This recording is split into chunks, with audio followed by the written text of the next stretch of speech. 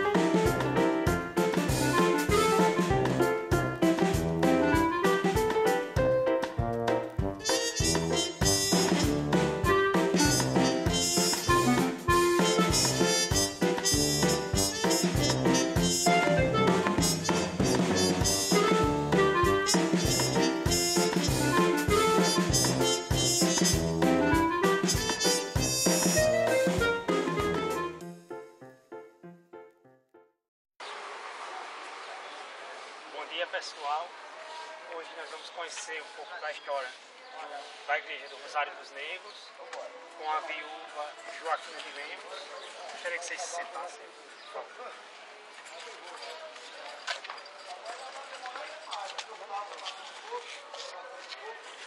Bom dia, eu sou Joaquina de Lemos e irei contar um pouco para vocês a história do Rosário dos Pretos.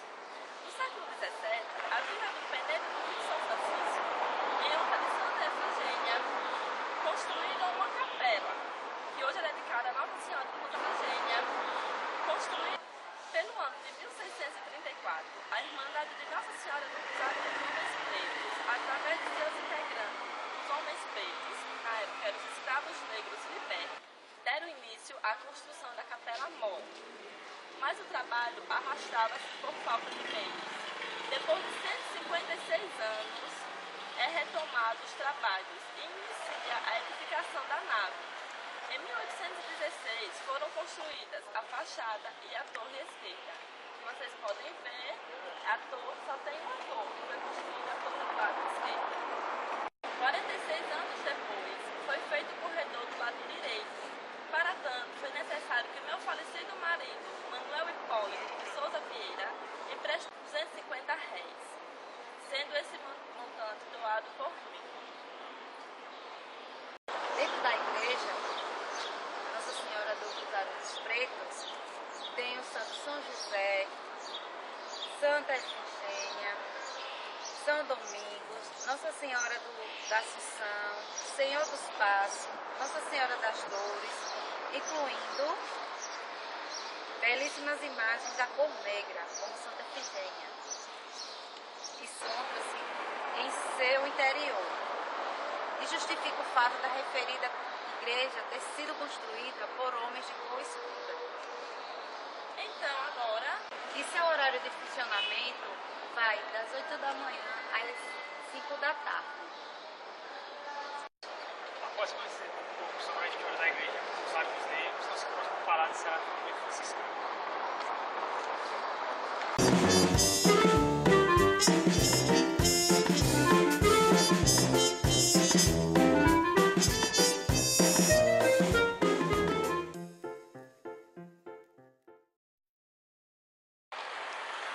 Olá pessoal, bom dia a todos. Estamos aqui agora diante de uma das mais belas igrejas de Penedo. Eu falo a questão do convento Nossa Senhora dos Anjos. Exuberante arquitetura exprime o estilo colonial do barroco português. Vocês podem analisar agora nesse momento. Riqueza dos detalhes, riqueza da arquitetura. Então é essa arquitetura rebuscada que faz parte da arquitetura do barroco português.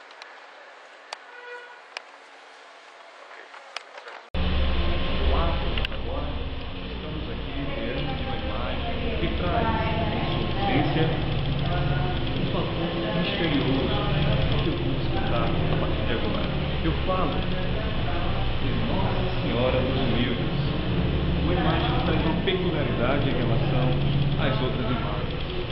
Veja que ela tem seu olhar fixado para a direita, mas para onde realmente ela está olhando?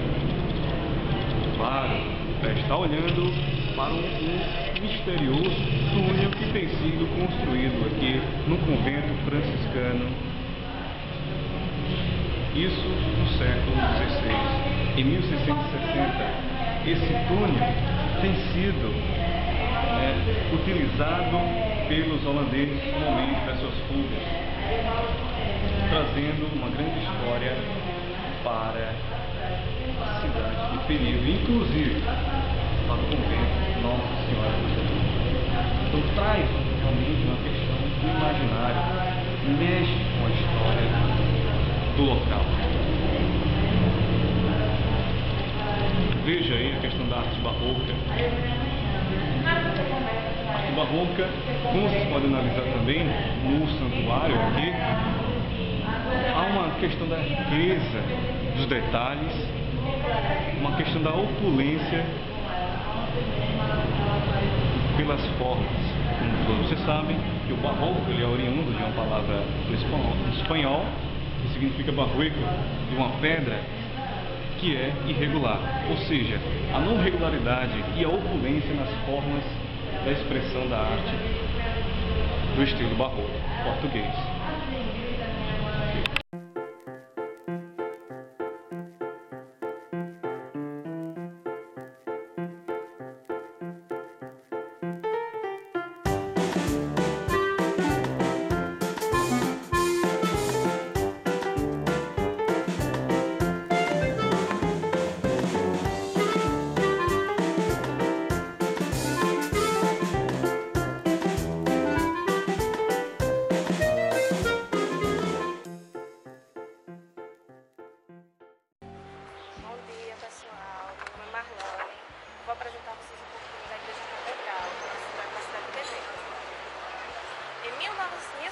no terreno em que foram demolidas as duas capelas de Santo Antônio, bem como o Forte Maurício de Nassau, foram iniciados os trabalhos de edificação da Igreja Matriz de Nossa Senhora do Rosário, denominada Igreja Catedral de Nossa Senhora do Rosário.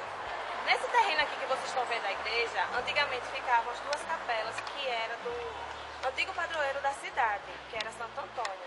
Antes de Nossa Senhora do Rosário ser o padroeiro de Penedo, passou por Santo Antônio e por decisão da comunidade, dos devotos, decidiram colocar Nossa Senhora do Rosário como padroeira da cidade. O estilo da nossa igreja é dominante da época, inspirado na gramática do barroco colonial. Nas fachadas vocês podem observar isso. A data de 1808 é observada na sua fachada em curvas inspiradas na antiga escola pernambucana, sendo com uma cruz de pedra extraída da rocheira. No topo da igreja vocês podem observar que tem uma cruz de pedra que foi extraída das pedras da rocheira, que fica aqui ao lado. Mas antes dessa cruz de pedra, nós tínhamos uma cruz de ferro, que ao longo do tempo, com uma das reformas, pois a igreja passou por várias reformas, foi substituída pela cruz de pedra.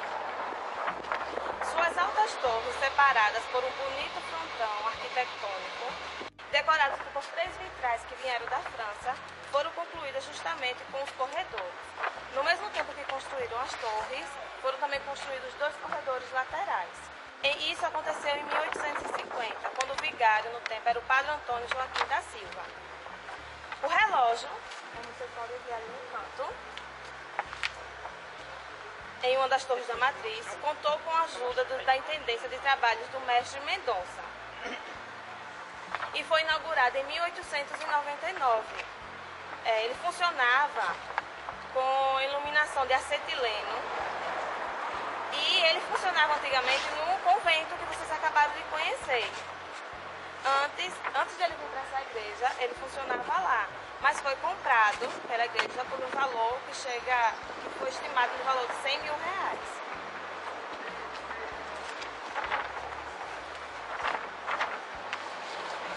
A igreja da Catedral teve várias reformas. Ela foi totalmente modificada. E a última, a mais recente, se deu entre o ano de 2005 e 2012. Ela foi totalmente restaurada, tanto sua parte externa como a parte interna.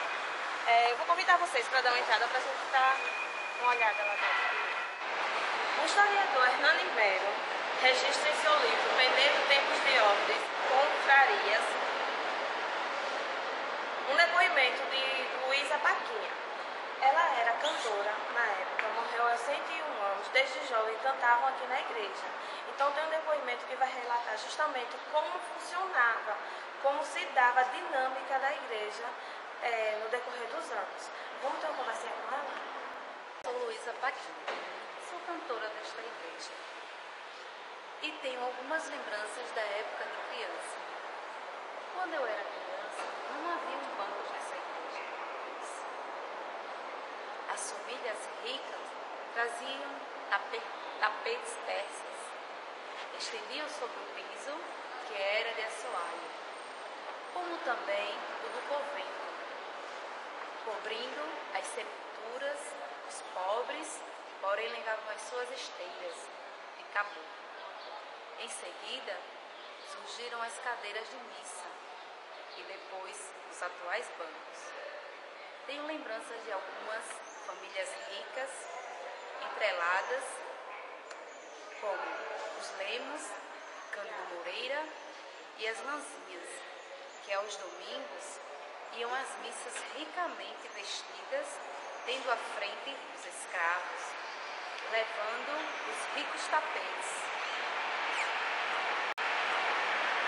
Bom, pessoal, aqui vocês percebem o depoimento e conseguem enxergar como se dava a dinâmica das missas aqui na igreja. A presença dos escravos, uma memória, um depoimento que faz a gente recordar e reviver o passado. É bem interessante isso para que vocês possam sentir-se na história. Bom dia, pessoal. Me chamo Laura e vou apresentar um pouquinho para vocês a estrutura interna da Igreja Catedral, certo? Então, como vocês podem constatar, essa igreja faz lembrar muito a estrutura da Igreja Nossa Senhora do Rosário, que conhecemos ainda hoje, e a Igreja São Gonçalo, que vamos conhecer posteriormente, sendo elas com uma nave central única. Pode nos acompanhar. Uma nave central única, ou seja, a nave é todo esse corpo da igreja, ou seja, ela só tem um local central e não tem bancos nas laterais, assembleia na lateral. Então, vamos adentrando. A nave central, a capela mor, que é onde se encontra o Santíssimo Sacramento, né, no sacrário, os dois corredores laterais que vão dar acesso à sacristia e acesso aos púlpitos, que daqui a pouco a gente vai conhecer, vai saber o porquê, né, desses púlpitos e para que eles serviam no antigamente. E acesso também à parte superior da igreja, que é o salão onde muitas vezes acontecem as reuniões paroquiais dos movimentos da igreja, né, e da paróquia. Então vamos começando aqui, né, pelo nosso lado direito.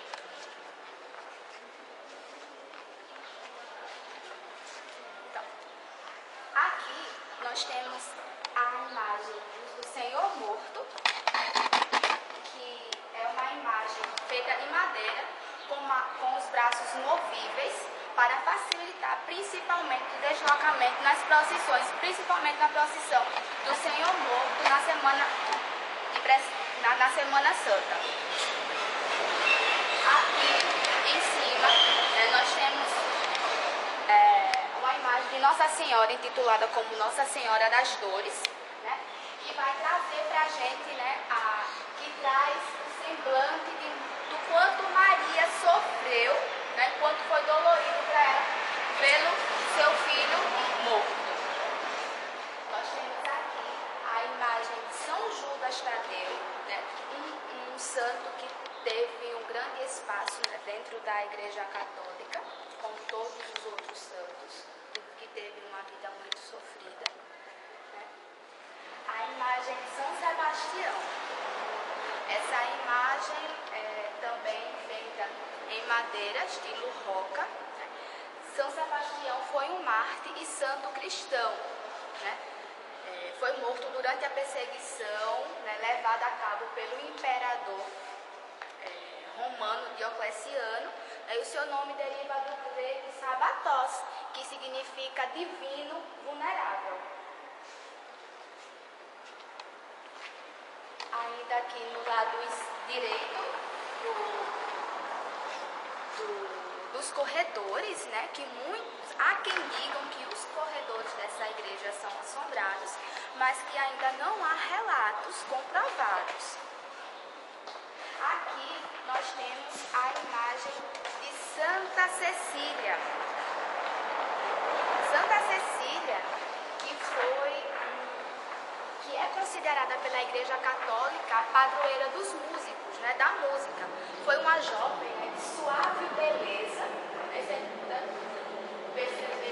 tem uma harpa, foi uma jovem de suave beleza, que com inquebrantável força e ânimo possuía muito ardor e fé cristã, né, professou e difundiu profundamente o cristianismo. Infelizmente, ela casou-se forçadamente pelos pais na época, mas ainda assim cumpriu o seu voto de castidade, sendo somente de Deus até o fim.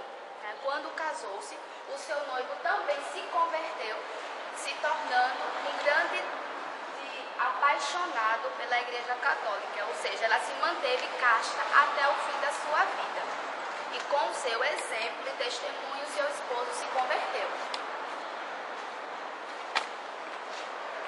Aqui nós temos a imagem de Santa Teresinha. Santa Teresinha de Lisieux. Lisieux é uma cidade, né, da França e de Paris, próxima a Paris. Corta essa parte de Paris, não, só da Volta essa parte. Aqui a imagem de Santa Teresinha. Santa Teresinha foi uma irmã, né, carmelita. Ela viveu o carisma carmelita em toda a sua vida, né, e que foi a santa que experienciou o êxtase com Jesus Cristo no Carmelo. Aqui no lado esquerdo, ainda desse corredor direito, nós temos aqui dá acesso ao púlpito. O púlpito, na época da Idade Média, ele servia para que o pároco, o padre que estivesse celebrando o sacrifício eucarístico, pudesse fazer aqui a homilia, para que não pudesse ficar de costa para Jesus Eucarístico, que era guardado no sacrário, no altar principal. Aqui dá acesso à escadaria para o salão da igreja, que vai dar acesso ao salão lateral do lado direito da igreja, vindo lá da frente, que é onde hoje ficam os corais, né, que animam as celebrações. A parte superior. Aqui nós temos uma pequena modificação, mas importante também, nas primeiras estruturas da igreja. Como eu falei, a igreja ela tinha apenas uma nave única. Porém, aqui, toda essa parte, antes da terceira reforma, era onde funcionava a sacristia da igreja. Porém, como a gente pode perceber hoje, a parede foi quebrada, cedendo espaço para os fiéis e um espaço, né, mais amplo para que o pároco, os coroinhas, né, possam se vestir, né, se paramentar para a celebração. Então aqui ainda nesse dia nós temos a imagem do Cristo crucificado. Nós temos também a imagem de Santa Bárbara, também feita em madeira. Esse armário é onde ficam algumas túnicas, estolas e casulas dos padres e as toalhas, né, todas as ferramentas precisas na celebração. O altar principal, né, que passou por inúmeras modificações até chegar a que ele está hoje. Aqui nessa parte a gente pode perceber como era a cultura principalmente antes dessa última reforma, né? Era assim, toda a igreja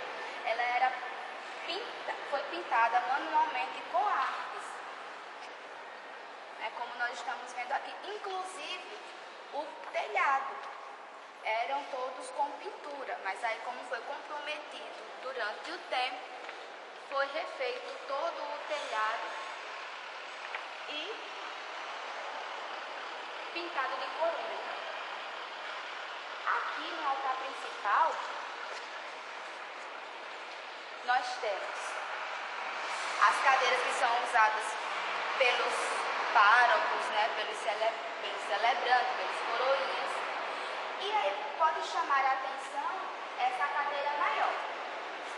Essa cadeira maior é usada somente em missas solenes ou quando o bispo celebra aqui na catedral. Essa é a cadeira episcopal do bispo. Aqui atrás nós temos a representação do sacrário. O sacrário serve para serem guardadas as hóstias consagradas, as eucaristias consagradas nas missas, as que sobram. Porém, hoje ele está aqui apenas como representação, porque a Eucaristia é guardada no sacrário que se encontra na capelinha mor. No centro nós temos Nossa Senhora do Rosário, né, que é a padroeira daqui, desta paróquia, desta igreja hoje. Né? O rosário é um instrumento de oração aceito pela própria Santíssima Virgem, como ela mesma declarou ao convidar os pastorinhos de Fátima a rezar. Cada Ave Maria meditada simboliza uma flor, uma rosa espiritual ofertada à Mãe de Deus, e por isso o nome rosário, que vem de rosas. No lado esquerdo, né, olhando assim nessa posição de Maria, de Nossa Senhora do Rosário, nós temos a imagem de Santo Antônio, que foi o primeiro padroeiro da cidade de Penedo. Como foi falado anteriormente, Santo Antônio ele assumiu por um tempo da história da cidade como o padroeiro. Porém, por uma eleição feita aos devotos, foi cedido o espaço para Nossa Senhora do Rosário. No lado esquerdo, Nossa Senhora do Rosário, está a imagem de São José. São José é um dos santos mais populares da Igreja Católica, tendo sido proclamado protetor da Santa Igreja Católica Romana por seu ofício e por seu ofício padroeiro dos trabalhadores, como São José Carpinteiro ou São José Operário, e pela sua fidelidade à sua esposa Maria como padroeiro da família, sendo também padroeiro de muitas igrejas e lugares no mundo. Então está aqui, né? Padroeiro dos operários, padroeiro das famílias e padroeiro também da Santa Igreja Católica. E acima, né, nós temos a imagem do Cristo crucificado. Na igreja, nós temos a presença de Nossa Senhora da Imaculada Conceição, né, que é celebrada em 8 de dezembro, né, um dogma, na verdade, Imaculada Conceição é um dogma da igreja que foi definido no século XIX, após uma longa história de reflexão e amadurecimento. A Imaculada significa que a Virgem Maria foi preservada do pecado original desde o primeiro instante de sua existência, ou seja, ela se manteve pura, intacta por toda a sua vida, e por isso a ela o título de Imaculada Conceição. Aqui, no meu lado esquerdo, nós temos a imagem de São João Bosco. Dom Bosco foi o criador e padroeiro dos salesianos, né? E padroeiro dos jovens, né? E aqui está como uma representação forte, porque o bispo atual da paróquia Nossa Senhora do Rosário e da diocese é Dom Valério Breda, que é salesiano. Aqui eu vou falar um pouquinho baixinho, porque é a Capela Mor que eu havia falado no início. Esse espaço é um espaço de adoração, de oração. Geralmente, nas celebrações, quando se recebe a Eucaristia no momento de comunhão, muitos fiéis vêm para esse espaço, por ser um espaço mais reservado e menos barulhento. Nós temos a imagem de Jesus, né, no banquete da Santa Ceia, e ao lado os anjos com o lampadário. Esse lampadário aceso significa dizer que Jesus está aqui, vivo eucaristicamente falando. E mais uma vez a gente pode perceber os vestígios da antiga estrutura física da igreja, da antiga pintura artística.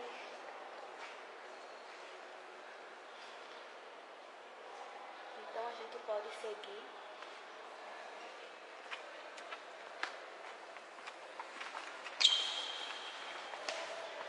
Gente, qualquer dúvida, qualquer pergunta, vocês podem interromper, tá? Fiquem à vontade. Aqui nós temos o túmulo de Dom Constantino Luz. Dom Constantino foi um frade franciscano da Ordem dos Frades Menores aqui de Penedo e foi o 5º bispo da Diocese de Penedo. Foi um bispo, uma presença que foi muito querida na cidade, né? Então ele foi sepultado aqui na Igreja Catedral. Aqui acima nós temos a imagem de Nossa Senhora das Graças. Aqui é um quadro que representa o jubileu da Igreja Católica no ano de 2000. É jubileu que significa grande festa, né? Grande alegria. Aqui nós temos a imagem do Sagrado Coração de Jesus, né? Lembrando que na paróquia é vivo ainda o movimento do apostolado do Coração de Jesus. Nós temos aqui a Nossa Senhora do Carmo, né? Que é mais um título dado a Maria. E essa imagem nos chama a atenção para uma curiosidade, que é a do escapulário, né? Essa parte mais fina que ela tem. Esse escapulário é um símbolo que muitos cristãos usam até hoje. Ele geralmente é feito com um cordãozinho marrom e são feitos 3 pedidos. À medida que esse escapulário se quebra, os 3 pedidos se realizam. Diz, né, a lenda, conta a lenda.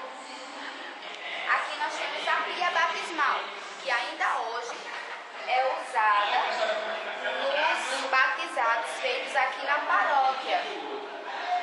Aqui acima nós temos a imagem de São João Batista. São João Batista foi um primo de Jesus, né? Muitos dizem que foi o antecessor de Cristo, né? Que foi um grande personagem, né? Um grande santo da nossa igreja, que é a ele também dedicada a festa de São João, né? No dia 24 de junho. Aqui nós temos o círio, né? Que geralmente é aceso por toda a quaresma. Fica aceso lá no altar principal. Alguma dúvida, pessoal? Obrigada. Eu espero que vocês tenham gostado. Atualmente, hoje a igreja funciona no período das 8 às 17. Ela tem as principais atividades, missas, casamentos e batizados. Está aberta também para visitação. A gente vai seguir agora para a Igreja das Correntes, para você conhecer um pouquinho mais da história.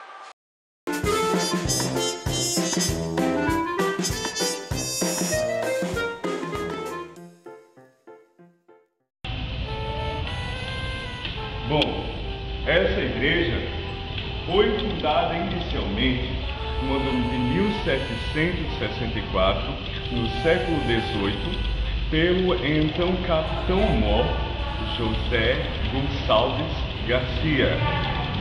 Ele começou essa linda igreja quando veio de Portugal, liberto de seu cativeiro, liberto de sua prisão, e alguns relatos afirmam que em sua base, em seu alicerce, está um pouco de suas correntes. Como vocês podem ver, aqui é um mosaico inglês, trazido da Europa para essa linda igreja. A igreja de Nossa Senhora da Corrente foi iniciada por ele, mas terminada por mim. A minha família, a família Lemos, trouxe muita coisa para essa igreja. Muita história foi guardada. Por sermos abolicionistas, alguns escravos puderam ser beneficiados por nossas atitudes. Venham cá.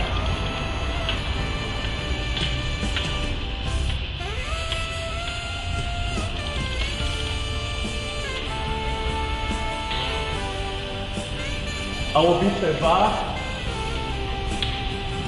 esses quadros marianos falando um pouco sobre a vida de Maria, cerâmica portuguesa, vocês podem não ter observado nada demais, mas aqui eu escondi os escravos.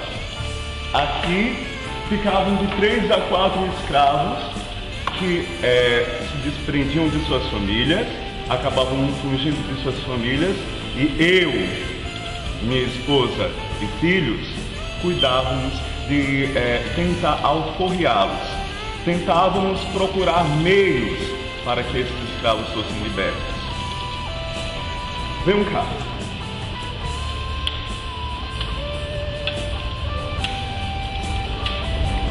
Lembro com tanta alegria dessa igreja, dos casamentos que foram celebrados aqui. Essa e Nossa Senhora da Corrente, que recebe o nome de toda a igreja. Ela não é reconhecida pela Igreja Católica Apostólica Romana, porque não faz parte de seu corpo de aparições de Maria, mas os penedenses veneram a Maria através dessa nomenclatura.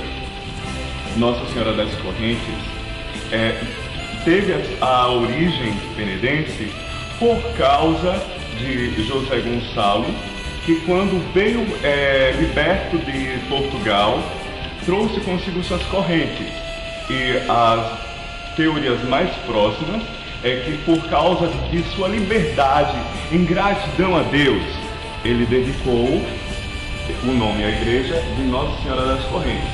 Anteriormente, na minha época, os casamentos feitos aqui, quando havia lá no altar a corrente principal que ficava sobre as mãos de Nossa Senhora, era envolvida sobre os noivos, mostrando para os mesmos uma felicidade conjugal que está entrelaçada entre a união, Deus e os homens.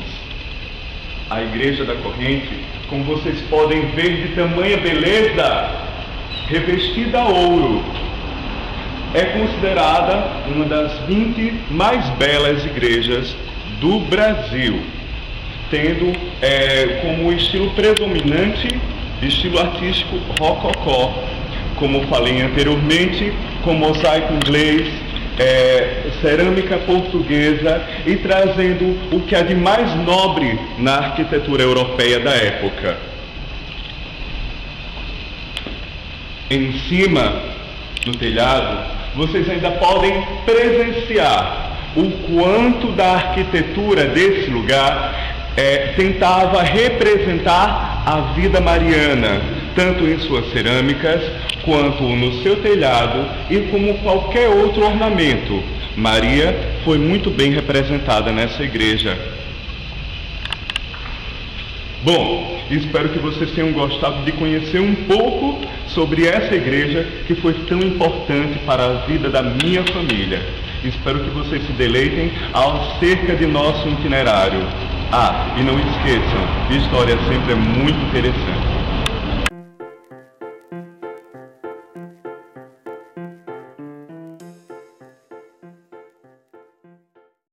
Prazer em conhecê-lo. Eu sou Dona Maria I e uma história para vocês eu vou contar. É dessa igreja mesmo. Antes era um nicho, local de oração dos mendigos. A fé deles era tanta que os ermitões se impressionaram com isso. Os ermitões devotos de São Gonçalo de Garcia ergueram aqui uma capelinha.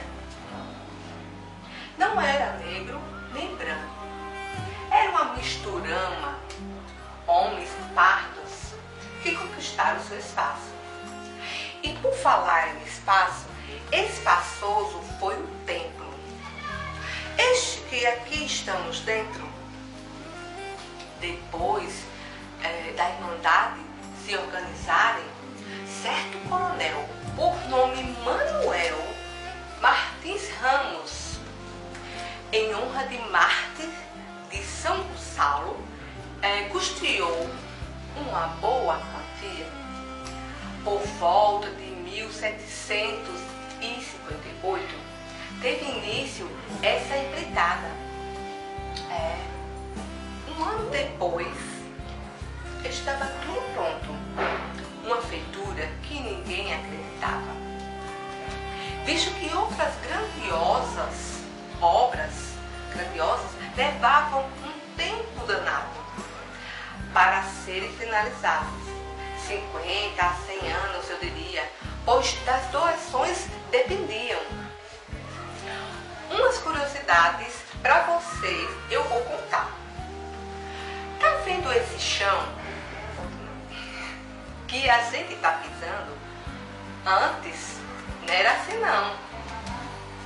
Este terreno, que naquela época era pantanoso, foi feito um estrado de madeira, chamado aroeira, para a construção da igreja.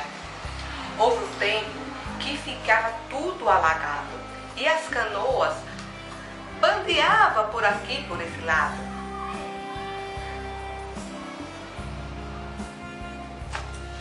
O rio enchia de 2 em 2 anos. No tempo não se tinha as hidrelétricas com suas barragens. Aqui antes sepultavam gente. No piso da nave principal da igreja vinha a cheia e esburacava o piso. Veio um peixe chamado tubarana e num desses buracos ele ficou preso. Daí ficou tido com a cheia da tubarana. A água era tanta que a meninada se divertia feliz com um elefante que bebia água pela tromba e jorrava a água feito chafariz. Aqui há registro que o belo templo sofreu melhoramentos.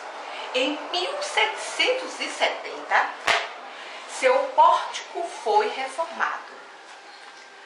E ao lado do templo, um hospital foi fundado. E no início do século XX, outras obras foram feitas, a mando do padre Ribeiro Vieira, que por Dom Antônio Brandão, a vigário de Penedo, foi nomeado. A igreja de São Gonçalo Garcia dos Homens Pardos é uma obra de arte especial. Seu frontispício de pedra com motivos barrocos faz parte desse arsenal. A sua fachada é elegante, com uma decoração em pedras calcárias. Um verdadeiro redondilho todo foi feito, conforme o estilo de Dona Maria I. Esse templo segue o traçado das matrizes das Minas Gerais, com nave única, capela-mor e 2 corredores laterais. Tem 3 portas frontais e 2 laterais.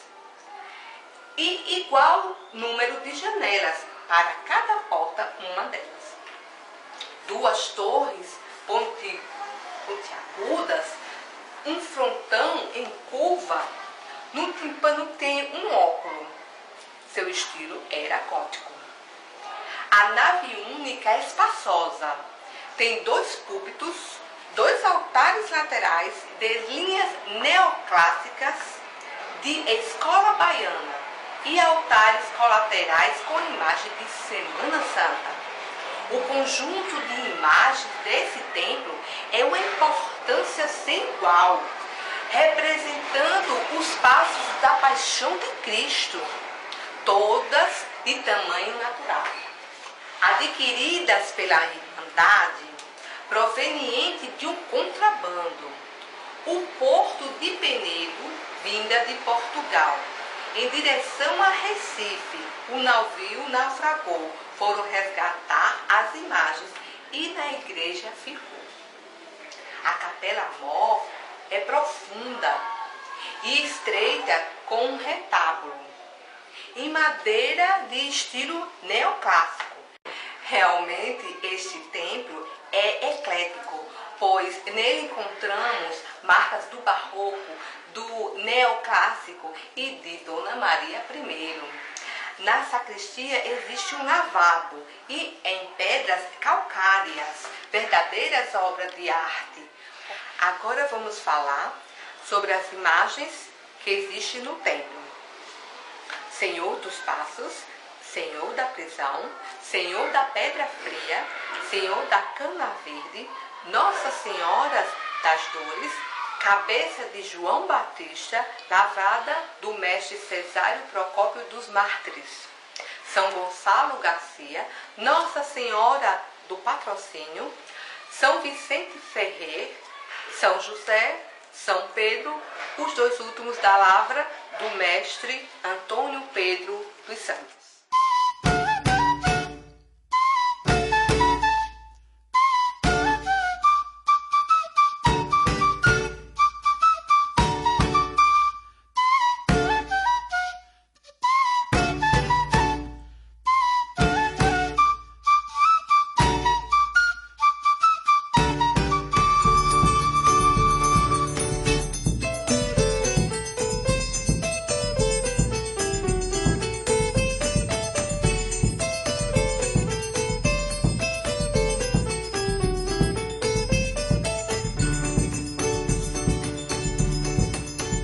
Chove chuva de inverno, não posso fazer plantação, que a praia é diferente do agreste do sertão. Vivo trabalhando sem futuro, porque estou